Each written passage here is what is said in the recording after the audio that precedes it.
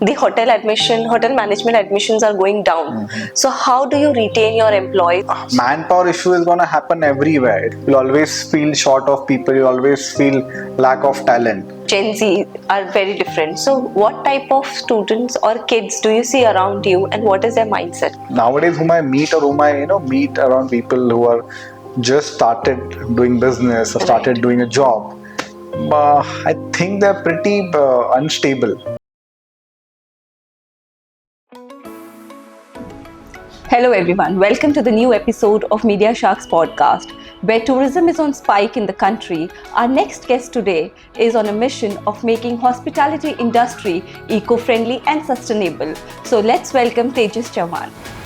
Tejas is the director of Grape County Resort, Greenspaces, Viveda Wellness, and also founder of Hausala NGO.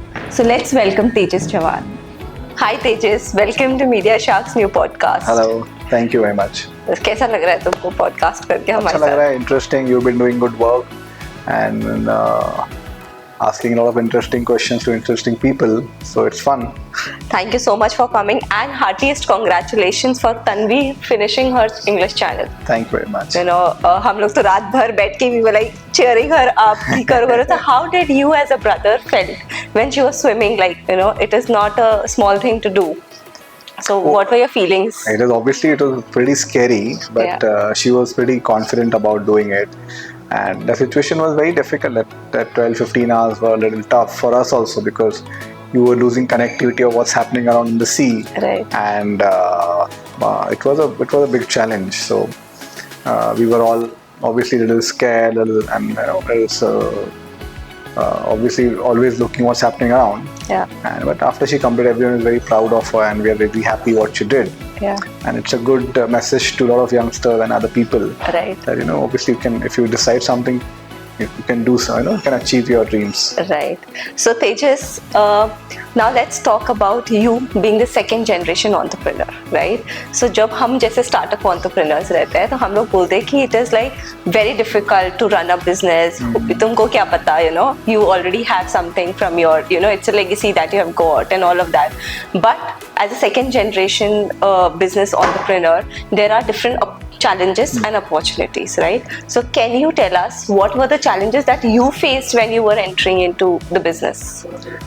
So as you rightly said, there are pros and cons of it, and obviously I had a lot of advantages of being a second generation entrepreneur, because my father had a good legacy in real estate. He had built a good name for himself, and so I could leverage it very well. And obviously I leveraged it as much as I could.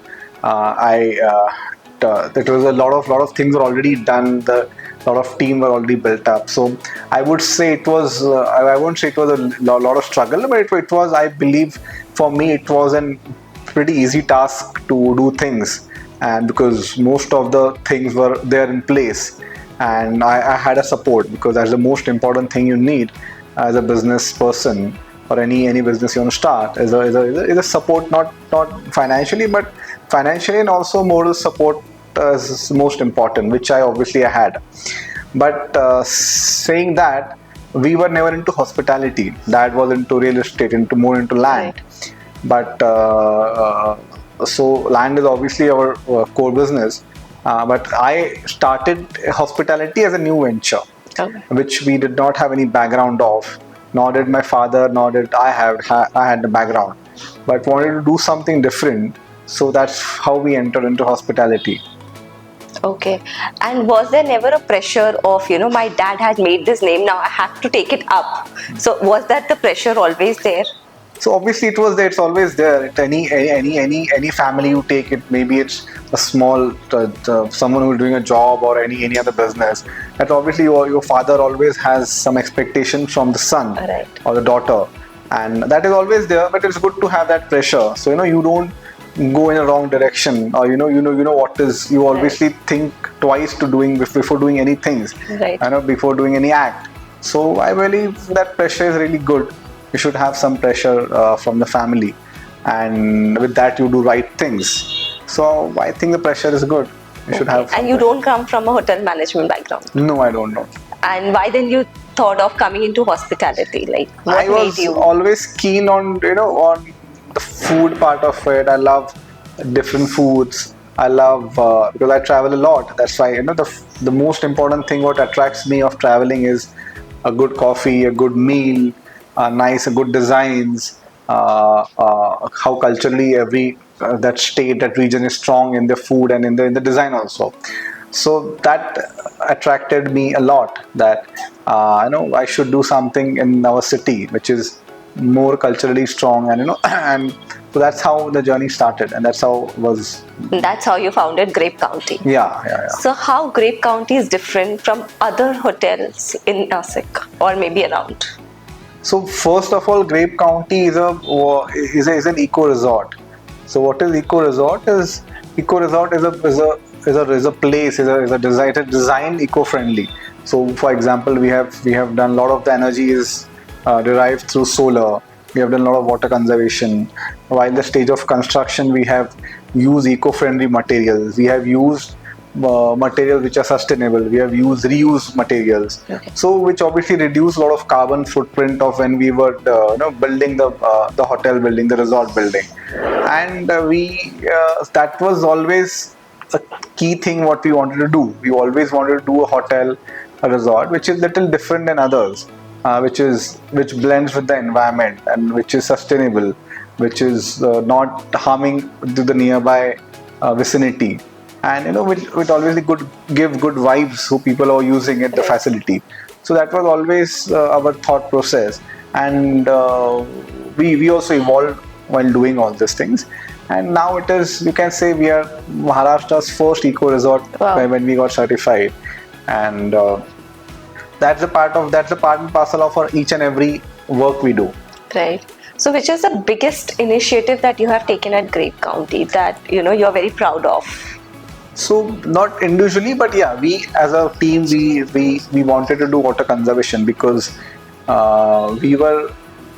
we had a shortage of water initially when we started doing the construction and work, and we wanted to be 100% dependable on us and not someone else. Right. So we started rainwater harvesting. We have done there are 5 lakes in the property where we are 100% sustainable of water conservation, and we only use the water which we harvest from the rainwater. Wow. So this is one of the biggest initiative in sense of it is biggest, and plus it's a successful initiative for us because it takes a lot of efforts. It takes a good amount of land. It takes a good amount of money to do that. It takes a lot of expert advice or expert people to do it. And after doing this, there are chances you might not be able to you might not be successful to save and conserve water. But in our case, we tried a lot of different methods, and now we are happy with what we did. And with that, because we did a lot of water conservation, we could plant a lot of trees in the vicinity. Right. So Tejas, when we are talking about sustainability, eco-friendly, all these things are very expensive affairs, right? But you have been maintaining Viveda Wellness as well as Grape County in both at the same aspects of eco-friendly and sustainability. So how do you give that experience to your guest? Like, how do they feel different of coming to your resorts than going to any other hotel? So we, because both the hotels are eco-friendly, they're sustainable. So this is what we have adopted with the team and in the operations also. For example, in the restaurant, in the rooms, we don't use plastic bottles.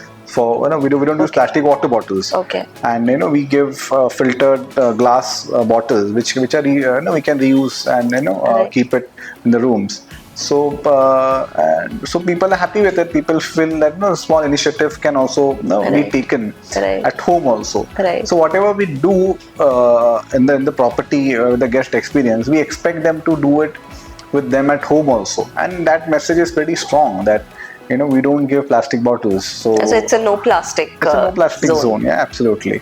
So this is one of the examples when we get the guest involved into some activities which are eco-friendly. For example, we have an initiative which we've been doing for a couple of years, which is Adopt a Tree, where we request guests to adopt one tree, Wow. which they can adopt, and we make them plant the tree, Yes. and we maintain the trees for lifelong. We maintain the tree. Right. So this is what we do, and so we believe in involving our guests and our people who come to the property in some of the other activity which we have done. Right. So Tejas, what always inspired you to get into sustainability? My first experience with you was you holding a snake. So of course I understand that you are close to nature, but then what made you run something, I have to do like eco-friendly hona chahiye mera resort ya sustainably hona chahiye. What inspired you to do this? See, I believe as you rightly said, I always, from my childhood, I love being in the nature. I wanted to be in the outdoors. I always respected the nature, and that's why I thought when I'm doing something, it should not be just business, but it should also support the nature and should not harm the nature. And that small step I wanted to just take. So I obviously thought about it. What else can I do? How can I be green? How can I be eco-friendly without disturbing the soil, without disturbing the trees, without harming anything else when I'm doing something? And how can we coexist with the nature? This is our tagline is that coexisting with nature. Right. So whatever we do, there's always first thought is, are we harming the nature? Are we disturbing something in the ecosystem? Right. That is always the first thought. And with that thought, whatever work we do, it's always with that one thought, are we harming anything around us? And that's how we work. And that's how everyone in the team works. Right. So, Tejas, hospitality or maybe hotel industry, it is a service industry, and service is a challenging thing to offer. It is the biggest thing. Plus, the hotel management admissions are going down. So, how do you retain your employees, or what type of training do you give to your employees to maintain the service that you have? Because the service that I have received at Grape County so far is excellent, up to the mark. So, how do you maintain it? See, it is manpower issue is going to happen everywhere. It's happening everywhere in the industry. Right. You'll always feel short of people. You'll always feel lack of talent.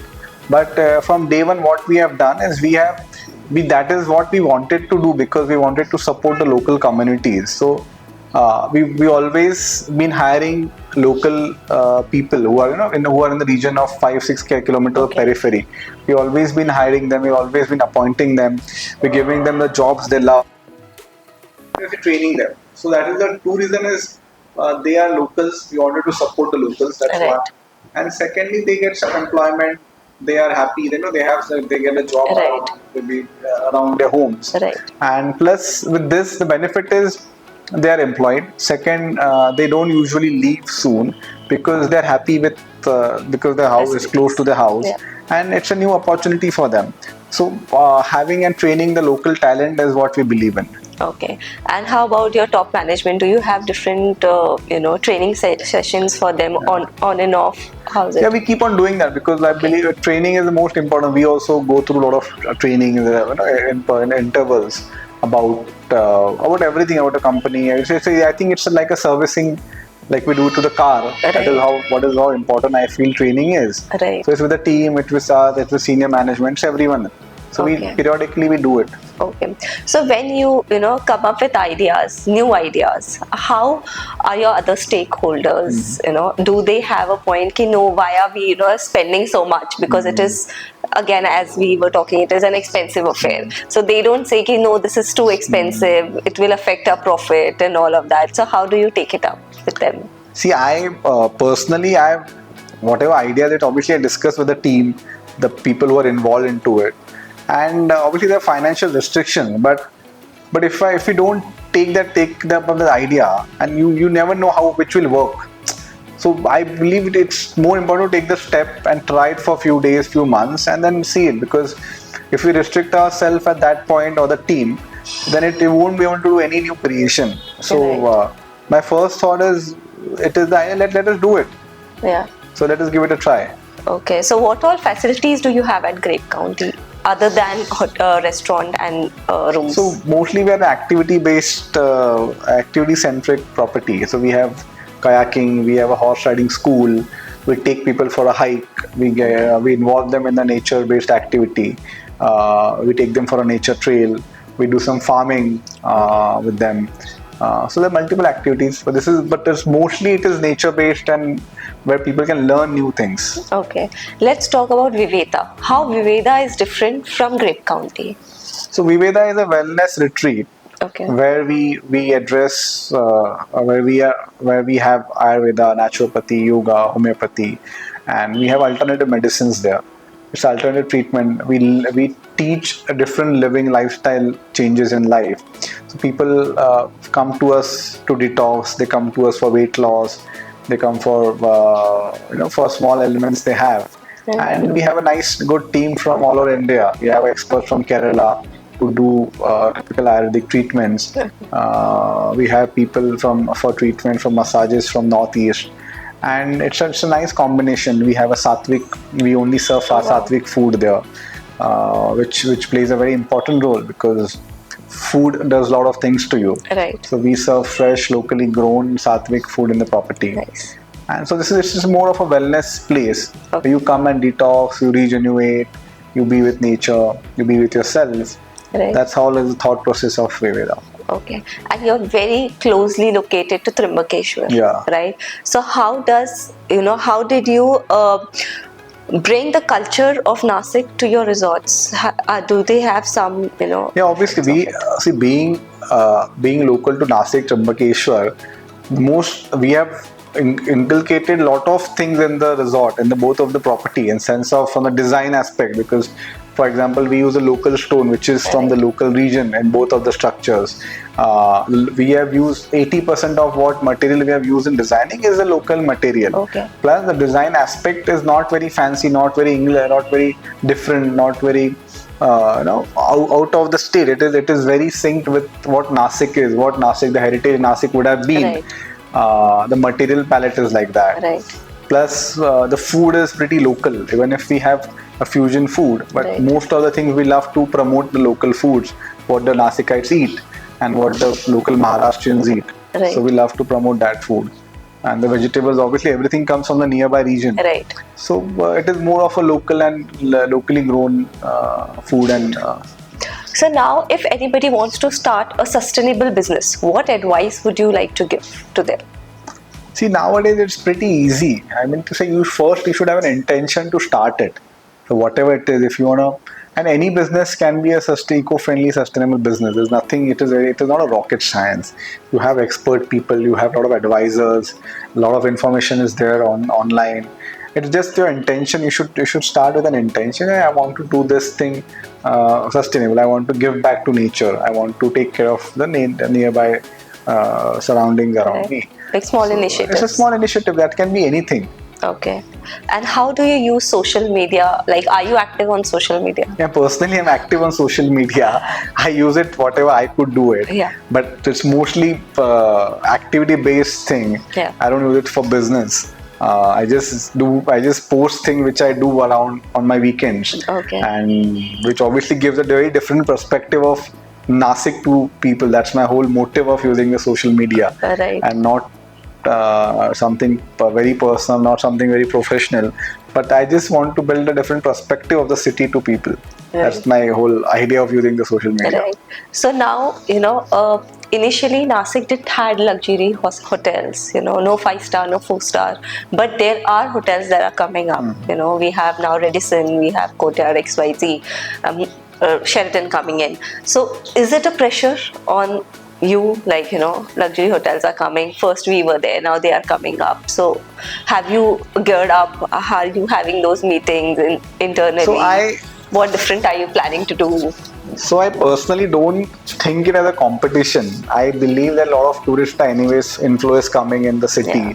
A lot of hotels I always knew it is gonna come. It is not surprising for me. Yeah. And I take it as I don't take it as a competition, because we always will be a little different than other people, and you have to keep rolling the ball. You have to be a little different of what you're doing. Right. And that's okay. If you keep on always taking that pressure that this is coming up, that is coming, and you won't be able to perform. Right. And you will always be in that zone.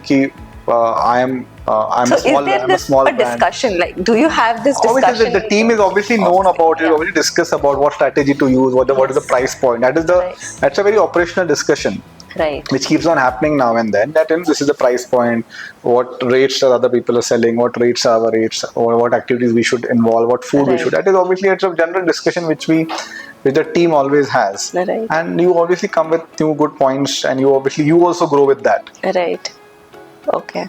So they're just talking about your NGO Hausala. You like since college days, you have been associated with kids, special kids, other all these things. So please tell us more about Hausala. What exactly Hausala NGO is about? So Hausala is an initiative which we took around 12 years back. This was the NGO was founded by a few of our friends from Nasik.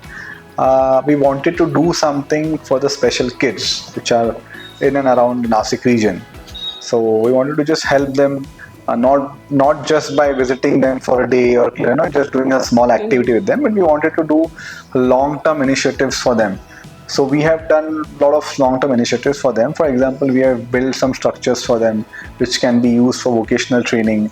We have given them vehicles for transportation. We have helped them with the medical aid. We have helped them with the education system, with some stationeries, some digital requirements what they had for the school. Right. We have been involving them in some activity which is like a marathon, like a only marathon which is only for the special kids. We have been educating them. We have been giving them a good exposure, and this was founded by a few youngsters, and it has been run by a few youngsters, and we had a good number of volunteers who are involved into this activity, and as and when required, we help them in all the ways possible. Okay. So how many schools or vocational training centers do you have? So we are associated with almost 22 schools from in and around Nasik. Okay. And we help them as and when required. So every school has a different requirement. Okay. Schools which are in the tribal area, rural area, has a different requirement. Okay. So last year we have provided the prosthetic arms to few of the kids from the rural part of the city.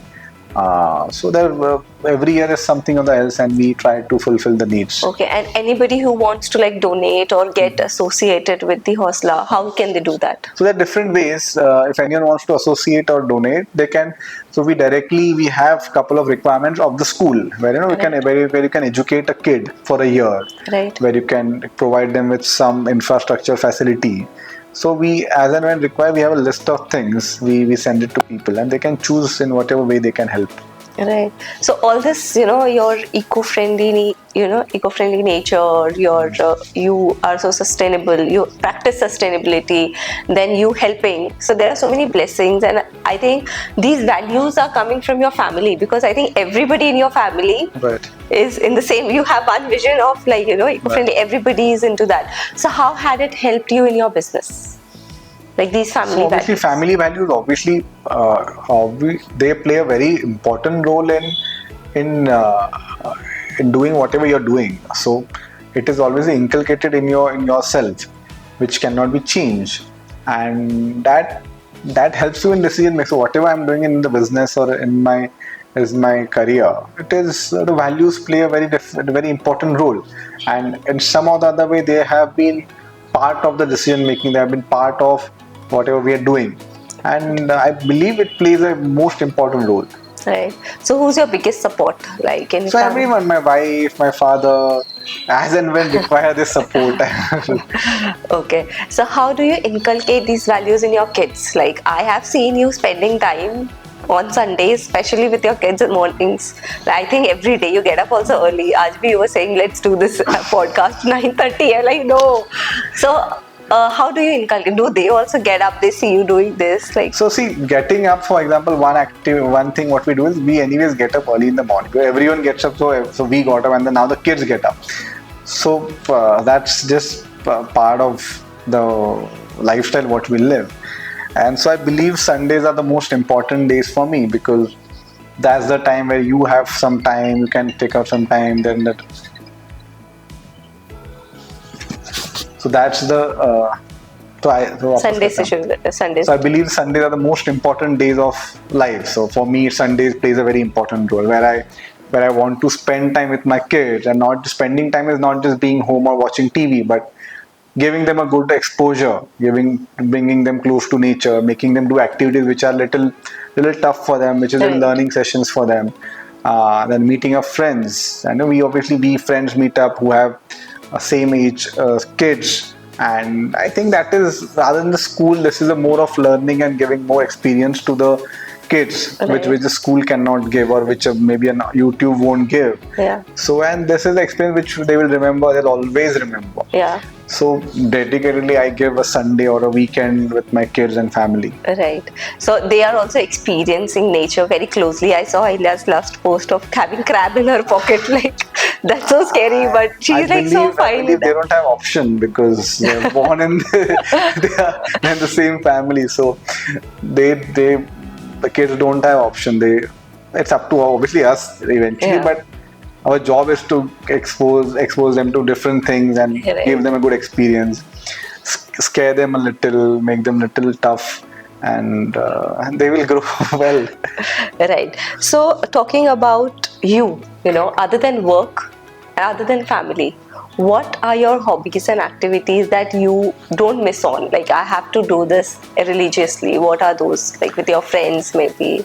So I'm a person who I don't like to do a monotonous activity. I can't do one activity for 6 months. I can't do one activity for a year. Right. I change my activity. So as of now, I do biking. I play volleyball. I do cycling. I do swimming. I do horse riding. So there are multiple activities which I'm involved in. And so every Saturday, Sunday, I choose one activity. And these all activities are done with my very close friends. So my friendship is with this activity. So people who are doing this activity with me are one of the closest friends. So, Right. so I believe with that your bond also becomes very strong. You have a good companion for yourself who can do this activity with you. Right. So I want to do activity, and all these activities are all outdoors. So I can't do an activity which is indoor, or which is something which I'm just sitting and watching. So it has to be little outdoor, and plus it should keep you happy. Yeah. So what is your say on travel? What do you think, how traveling is important in our life? For me, traveling has obviously taught me everything. So one of the most important aspect of my life is traveling, and at a very early age I started traveling. So at a very early age I did solo trips.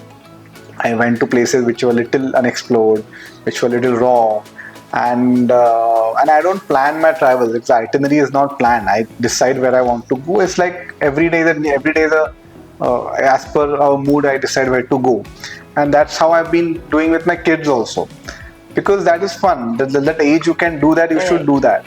You cannot plan your traveling like 1 month travel plan on a paper and you can decide ki ye din pe ye karna hai. You have to do each day is planned. So let it be little. I believe it should be little natural. It should be little. It should be with the flow. But how does Gauri react to it? Like, you come up with something new.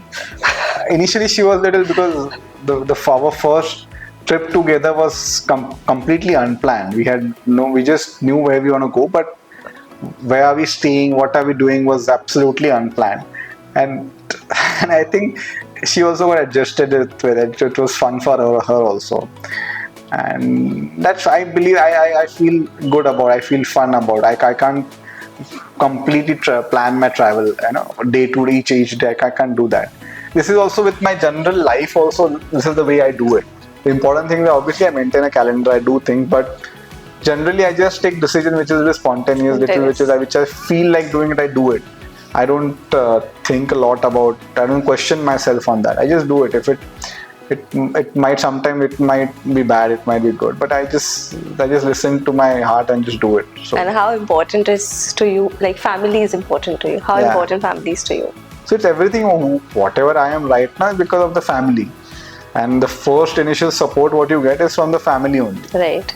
The family plays a very important role, because we stay in a joint family, and everything revolves around the family. The lunch, the breakfast is together. Right. So they're part and parcel of the life.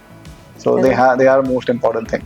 Okay. So anybody who's like, ready and planning to join their father's business, or ready to be a second generation entrepreneur, what advice do you have? Because not everybody has the same mindset, or everybody is happy with what their dad is doing, everybody have their opinion, everybody is learning something new. Parents are following the old traditional pattern of running a business. Now you have your own ideas and all. So what best advice would you want to give them? See, this is family business or second generation business, or there's a that whoever is entering into it. It's most important is, do you like the business? Do you like what your father is doing? Right. You should ask these questions to yourself, and do you want to do it? And if you don't want to do it, you should be very clear with that. If you don't like what a family business is, or you're not interested into it, you should not be doing it, because you won't be performing into it, you won't be happy, and you won't be giving any results. So the first important is, do you like and do you want to do it? And if you like and if you want to do it, then obviously things will go well. Right. But there has gonna be time where now the thought processes of our generation or the new young generation is pretty different than it was 30 years back. Right. So there will be obviously thought process changes. There will be different thought process. There will be different aspects of looking to things, and it is more important. You should draw lines of what your father is doing, what your brother is doing, and what you want to do. And it is very important. You should drive. You should sit and discuss about it, and you should be resolving these issues before getting into taking the bigger leap. It is got difference of opinion is bound to happen, because I have my very close friends who are into a family business, who are second generation. They have a lot of issues with it. With that, the businesses have shut down with this, Right. just because of the difference of opinion. So there should be understanding, no doubt, but understanding from both the sides. And it is the only thing is, you should first sit together and discuss about it. Do we want to do it? What is to be done? And if it's not done, then whatever the empire, whatever you have, whatever business you have, that might fail very miserably. So it is important to discuss and do things. Right. So what are your plans for Grape County or Viveda in future? Do you have any other project coming up? So upcoming hospitality, not very soon, but we are doing a lot of gated communities. We are building up a strong community where people live with nature. They do things which is close to nature. We are designing houses for people. We're doing farmhouses for people where they can live, which is part of the hospitality. But this is what we are doing around nature. So it's either hospitality or real estate. It is both the things will be. Future plans are around this zone only. Okay. And also I've heard this, that anybody who wants to have a farmhouse inside the Grape County have to go through some process. Like you cannot just buy a land and build a farmhouse there. So there's a process. Fortunate, it's not a process like a process, but we are building up a like-minded community where it's not only people who have money are buying, but people who have a same thought process, the wavelength which people can match with each other. There should be an aspect of loving the nature, they're giving back to nature. So we just keep it a little filtered. We just have a little filtration to it, someone like who will really enjoy the property, someone who will respect the nature. So it's just a little filter to that. So there are a lot of celebrities coming to your resorts and retreat center. So how do you feel about it? Like how does reviews and feedbacks matter to your service industry? See, it really helps a lot, and whosoever comes, some celebrity or any other person, it really boosts the morale of the team also. Yeah. Most importantly, that he has liked it, they are happy, because in India someone from Bollywood or someone are treated as a god, as a different idol figures. So it plays a very important role as a brand building also, as a team also. They're happy with it. And I think they come because it's a different property. It's a nature-centric property. Right. That's the main reason they come to it. So before we end, how spiritual you are? See, so from my childhood, I have been doing some other meditation technique. I've been always keen in learning some spirituality, having spirituality in my life. And every year I do some other spiritual course. It is not constrained, it is not restricted to one person or one ideology. I I love exploring different ideologies of spirituality, and spirituality has played a very important role in my thought process, in me also. And I love to experience different spirituality zones. So every year I make sure, I do some of the other a different discourse, or some other I take an experience of spirituality. So usually the first year of the day, I get involved into some spiritual activity. So the 1st of January is the day where I do some, I get out of the my place and go somewhere to start my year. Nice. with a spiritual note. Okay. So Tejas, our generation was very different, and the upcoming generation is, Gen Z, are very different. So what type of students or kids do you see around you, and what is their mindset as per you? See, nowadays whom I meet, or whom I meet around people who are just started doing business or started doing a job, I think they're pretty unstable. They are always they want to do new things. They want to, because it's not their fault. It is because the exposure, the different kind of exposure they have around them. They are not focused on what exactly we want to do and what opportunity we should be taking, because there are multiple opportunities. There are a lot of things happening around, and unfortunately they have started believing that that it's driven by a lot of social media content. It's driven by a lot of social media key, because he or she is influencing, become an influencer. So you think you can become an influencer. Right. I have seen a lot of my friends, not friends, but I've seen a lot of my people around me who have wasted a couple of years in doing something, and that it was just a social media trend. Yeah. And they got into it, and now they are nowhere. They don't know what to do because the trend is over. So this is one of the, not, I won't say it's everyone, but I'm saying we have never seen this. Right. This is a very new thing what we are seeing right now. A person thinks he's a blogger, he's doing something, but the trend is changing every 6 months. They feel that this is a very easy way to earn money. It's an easy way. It is an easy way, and it gives you a good. It gets you into good limelight. It gives you good views. It gives you good comments and stuff. But it is very artificial. It is very superficial. And then they see, they have lost a lot of things with that. So, and I also feel it is very temporary. It is very because temporary. Everybody is trying to be an influencer. Everybody is using the same repetitive content. It will end soon. Yeah. And now I don't see people or the kids coming up with the mindset that they want to work for somebody. Everybody wants to do something by themselves. Especially after COVID, this trend has come up. Right. So what do you have to say on it? Like, what do you think about it? So there are people who obviously want to have a safer job. They want to be in a safe place. They want to get a good job in some multinational company or something. But they don't want to be there for more than 2 or 3 years. Right. They want to keep shifting. They want to be settled in one place. They want to go to a different place, which is good, which is fine. You can't blame anyone for that.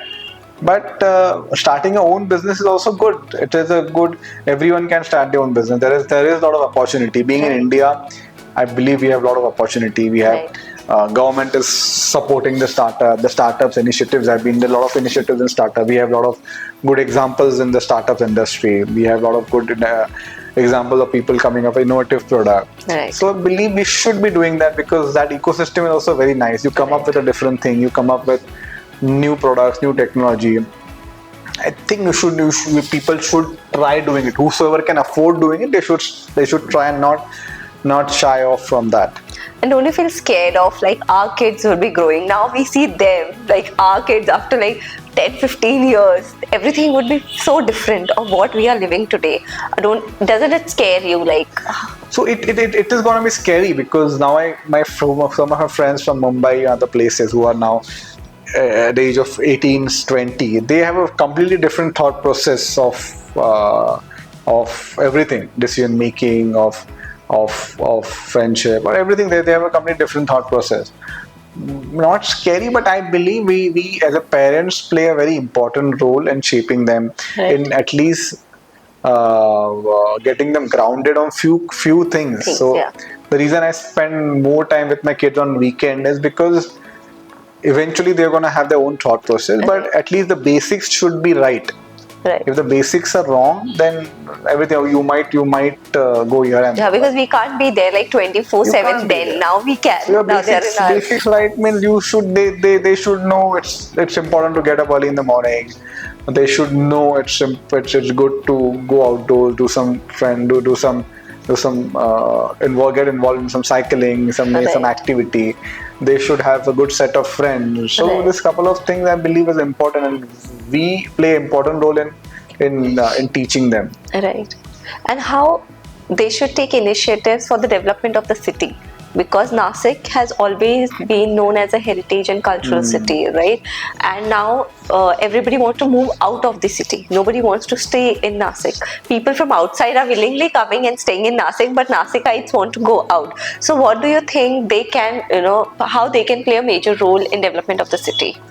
So see, everyone, I believe, because we as a youngsters, we are fortunate to meet people who are very keen on doing something for the city rather than what they are doing. They always had a thought process, and I was very fortunate that I met these people in my right age, in my college days, and I got inspired by them.